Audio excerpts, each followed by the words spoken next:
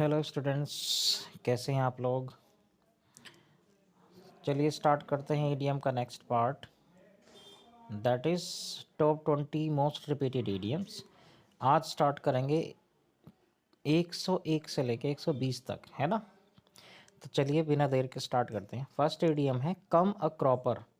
Guys, cropper जो होता है ना, एक मशीन होती है काटने की, है ना। तो क्रॉपर मतलब वो नहीं आता, फोटो को क्रॉप करते हैं तो क्रॉप क्या होता है, कट जाता है ना। तो ऐसे ही कम टू क्रॉपर का मतलब है कोई आप आए क्रॉपर के पास, इसका मतलब कट गए। ये समझने के लिए बता रहा हूँ वैसे ही मैं, यानी पूरी तरह से फेल हो जाना, ये या टू सफ़र सम मिसफॉर्च्यून, मतलब दुर्भाग्य से, या सफ़र करना मतलब दुर्भाग्य से, या पूरी तरह से फेल हो जाना। Next, come back to earth. ये तो बहुत ही फेमस सा, हिंदी में कहते हैं ना कि भैया ज़मीन पे आ जा, ज़्यादा उड़े मत। तो रिटर्न टू रियलिटी होता है ना, फेंको होते लंबी चौड़ी फेंके जा रहे हैं, फेंके जा रहे हैं, तो आप क्या कहते हैं, मैं ज़मीन पे आ जा भाई, उड़े मत। यानी रियलिटी यानी हकीकत का सामना करना या हकीकत पे आना, ना कि लंबी चौड़ी फेंकना। Call in question, call in question का मतलब है डाउट पैदा कर देना, ये है ना, टू कोज डाउट, या फिर फाइंड फॉल्ट विद, मतलब गलतियाँ निकालना या फिर डाउट पैदा कर देना। मान लीजिए आपको मैं कुछ पढ़ाऊँ क्लास में, और आपका जो कोई ऐसा स्टूडेंट है, दोस्त है आपका, जो आपका बुरा चाहता है, तो मैं कितना भी समझा लूँ, लेकिन वो आपको एक डाउट पैदा कर देगा कि ये सही नहीं कर रहे, गलत कर रहे हैं तेरे साथ, है ना, अच्छा नहीं पढ़ा रहे, मतलब उसको बोलेंगे he is calling in questions, है ना। वो डाउट पैदा कर रहा है आपके अंदर, यानी कॉल इन क्वेश्चन का मतलब डाउट, संदेह पैदा करना या गलतियाँ निकालना। Next, cut one's coat according to one's cloth. ये तो वही है, पुरानी प्रोवर्ब भी है, ईडियम भी है ना। ये है उतनी पैर फैलाइए जितनी चादर है, यानी उतना ही ऐसा जीवन जिए जितना आप कमा रहे हो उसके अकॉर्डिंग, ऐसा नहीं अननेसेसरीली आप कर्जे में डूब जाएं, इस तरह का, है ना। मतलब जितना अर्न कर रहे हैं उसके हिसाब से, जितना आप अफोर्ड कर सकते हो उससे हिसाब से जीना, है ना। Next, dance to one's tunes. ये तो है एक तरह से ओबेइंग वंस ऑर्डर, किसी के इशारों पे नाचना, हाँ, है ना। ये है किसी के इशारों पे नाचना, यानी हमेशा उसके ऑर्डर को मान लेना, इशारों पे नाचना समझ लीजिए इसको। Next, dark horse. तो गाइस ये बहुत सारे तो मैंने क्लास में करा दिए। डार्क हॉर्स होता है छुपा रुस्तम, one who wins unexpectedly, positive sense में यूज़ होता है, नेगेटिव में नहीं, है ना। मान लो कोई सीधा सा था और वो लेके भाग गया किसी को, ऐसा नहीं। जो अचानक जीत जाए, सीधा सा लगे लेकिन वो टैलेंटेड हो बहुत ज़्यादा, अनएक्सपेक्टेडली वो जीत जाए, ये उसको बोला जाता है छुपा रुस्तम। Next, dead letter. Dead letter देखिए, पत्र है ना, जो सरकारी रिपोर्ट होती है ज़्यादातर, वो पहले भी और अब भी कई जगह पे है, एक लेटर के रूप में जारी होती है ना। तो डेड लेटर यानी मरा हुआ लेटर, यानी मरी हुई रिपोर्ट, यानी कोई भी नियम कानून नहीं है अभी, इसका मतलब अ लॉ और ordinance that is no longer enforced, ऐसा कोई भी नियम या कानून जो अब नहीं है ना, अब नहीं है प्रभाव में वो। नेक्स्ट, डेमोकल्स सोड। डेमोकल सोड ये ग्रीक मिथोलॉजी से लिया गया है। सर पे मंडराता खतरा, कांस्टेंट है, कांस्टेंट मतलब लगातार, थ्रेट का मतलब धमकी या खतरा, है ना। डेमोकल सोड का मतलब होता है सर पे मंडराता खतरा। Next, die a dog's death, कुत्ते की मौत मरना।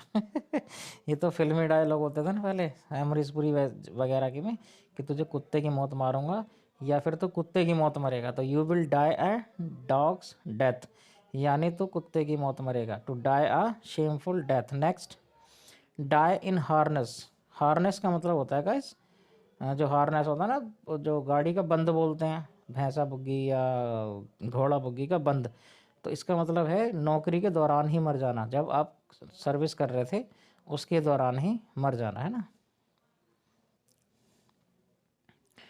Next, dog in the manger. Manger बोलते हैं नांद को, नांद मतलब जिसमें जो पशु हैं चारा खाते हैं ना, सीमेंट की भी बनी रहती है वैसी होदिया टाइप। तो डॉग इन द मैंजर, अगर वो मान ली भैंस की जो नांद है उसमें कुत्ता बैठ जाए तो मज़ा ख़राब हो जाएगा ना उसका, खाएगी कैसे फिर, वो खाने नहीं देगा, भोंकता रहेगा, है ना, मुंह काट खाएगा उसका।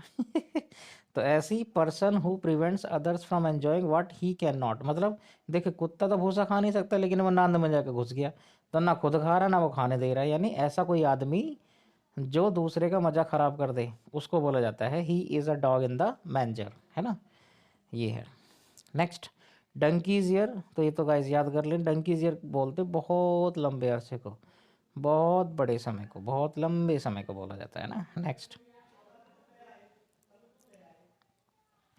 Draw a line, draw a line का मतलब होता है सेट लिमिट, मतलब कहते हैं ना कि लाइन खींच दो बस यहीं, ये लक्ष्मण रेखा टाइप समझ लीजिए ना, इससे पार नहीं जाना है। मतलब ऐसा नहीं है कि फिजिकली खींच रहे हो, है ना, फिजिकली ज़रूरी नहीं है, मतलब एक डिसिप्लिन का दायरा, दायरा, हाँ दायरा निर्धारित कर देना, इसको ये समझ लीजिए, दायरा निर्धारित करना है। नेक्स्ट, डक इन अ थंडर स्टॉर्म, डक इन अ थंडर स्टॉर्म का मतलब होता है looking hopelessly sad and dejected, dejected मतलब बहुत ज़्यादा उदास या बहुत ज़्यादा समस्या में या बहुत ज़्यादा डिप्रेस दिखना, है ना, बहुत ज़्यादा दर्द की कंडीशन में हो, मतलब मेंटली जो है बहुत ज़्यादा उदास है, तो इसका मतलब क्या होता है, duck in a thunder storm. Next, do a good turn, do a good turn का मतलब बहुत इजी है और ये बहुत लोग करते भी हैं, ज़्यादातर लोग तो नहीं करते।